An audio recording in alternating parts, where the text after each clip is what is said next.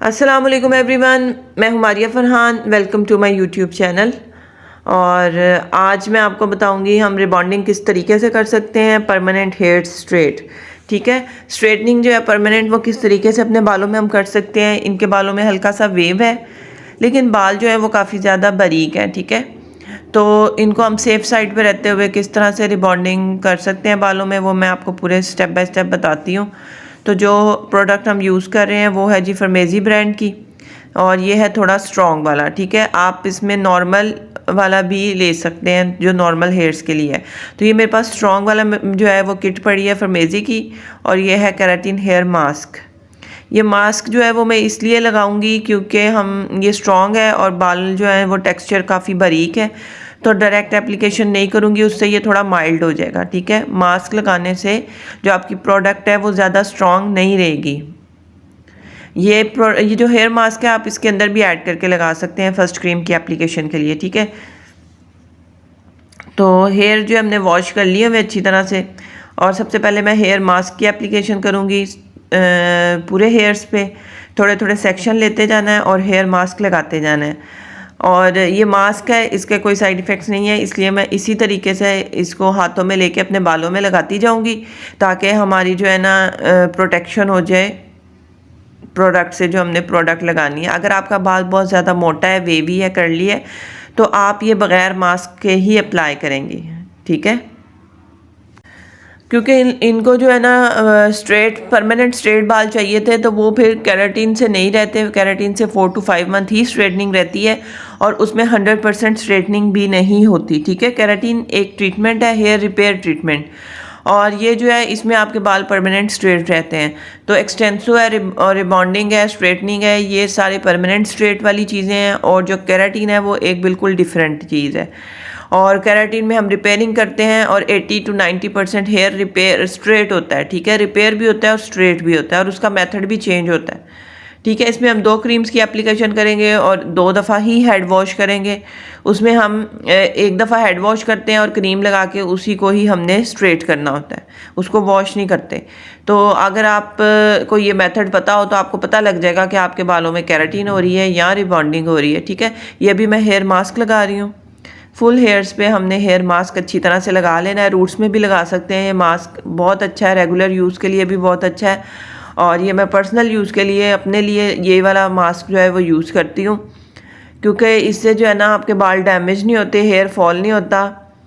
हमारे बालों में लगा होता है केमिकल, कट डाउन हुआ होता है, तो इतना ज़्यादा जब आपके बालों में केमिकल लग जाता है ना तो उसकी केयर ज़रूरी हो जाती है, नहीं तो आपके बाल ड्राई हो जाएंगे और फ्रिजी हो जाते हैं और फिर वो उतरने लग जाते हैं। तो इनकी केयर ज़रूरी होती है। अगर आपके बालों में कलर लगा हुआ है, इनका जो है बगैर कट डाउन के ही शेड इन्होंने कोई डाई किया हुआ है, तो इसलिए मैंने ये वाला जो है ना रिबॉन्डिंग की किट ये इनके हेयर्स पे अप्लाई कर दिया। अगर इनका कट डाउन किया होता और फिर कलर अप्लाई किया होता या कट डाउन करके हाईलाइट्स ही होती, तो फिर ये वाला जो है ना बिल्कुल भी नहीं करना आपने ये रिबॉन्डिंग, फिर केराटिन ही होनी है बस।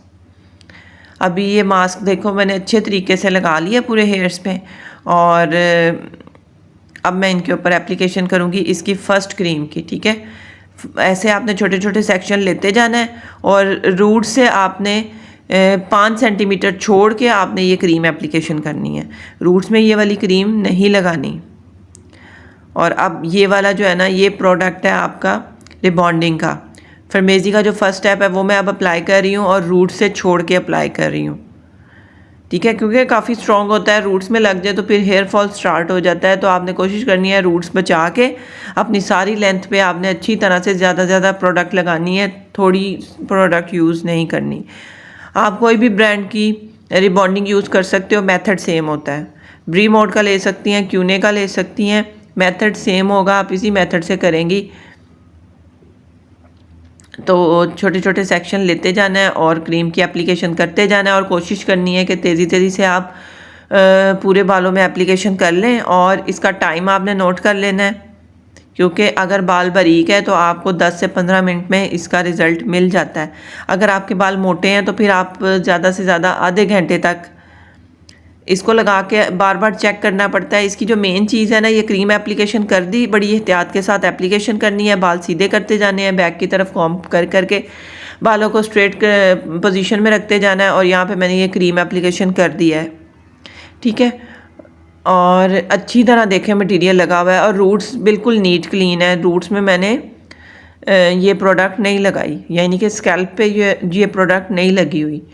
तो एहतियात कर करके इस तरह ये फर्स्ट स्टेप की एप्लीकेशन कर लेनी है। और मैंने तकरीबन 10 मिनट में देखा था, 10 मिनट के बाद इनका जो है ना बालों का जो बॉन्ड है वो टूटने लग गया था।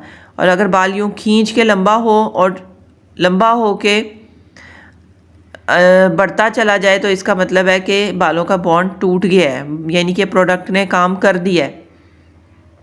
इस तरह से आपने इसको चेक करना है। और जब ये वाली पोजीशन आ जाए तो आपने हेयर वॉश करना शुरू कर देने हैं।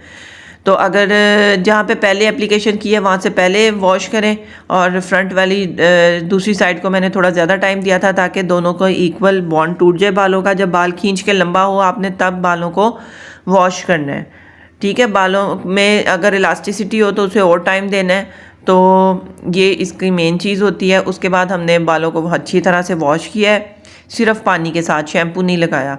अच्छी तरह से सारा प्रोडक्ट निकाल देना बालों में से, और बालों को 100% मैंने ड्राई कर लिया है, ठीक है। ये ड्राई करने के बाद इनकी कंडीशन है। और ड्राई करने के बाद अब हम छोटे छोटे सेक्शन लेंगे और बालों को अच्छी तरह से स्ट्रेट करेंगे। जो स्ट्रेटनिंग की वीडियो है ना वो मेरे से रिकॉर्ड नहीं हो पाई थी, ये मैंने यहाँ पे स्ट्रेट कर लिए बालों को अच्छी तरह से, ठीक है। छोटे छोटे सेक्शन लेने हैं, 5 से 6 दफ़ा अपने बालों में अच्छी तरह से स्ट्रेटनर को फेरना है। अच्छी तरह से, जितनी अच्छी स्ट्रेटनिंग होगी उतना अच्छा रिज़ल्ट आएगा। ये फर्स्ट क्रीम एप्लीकेशन के बाद इनका ये वाला रिज़ल्ट है। तो अच्छी तरह से स्ट्रेटनिंग करनी है, और 230 जो है ना टेम्परेचर रखना है आपने स्ट्रेटनर का, ताकि हेयर डैमेज ना हो। अब ये सेकंड क्रीम है, इसका न्यूट्रलाइज़र, और इसको फिक्सर भी बोलते हैं, ठीक है। अब ये अप्लाई करना है। जो हमने बाल ये स्ट्रेट कर लिए हैं, अब इनके ऊपर मैं ये फिक्सर अप्लाई करूँगी ताकि ये बाल इसी कंडीशन में ही फिक्स हो जाएं। तो अब इनको भी सेम सेक्शनिंग करके, जिस तरह हमने पहली क्रीम की एप्लीकेशन की थी, सेम उसी मेथड से हमने ये फिक्सर लगाते जाना है, ठीक है।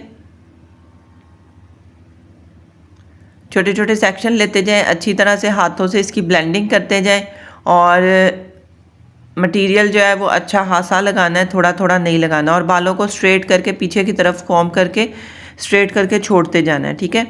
तो उसको मैंने अगर लिया ना 10 मिनट का टाइम, तो इसको हम देंगे 5 मिनट का टाइम।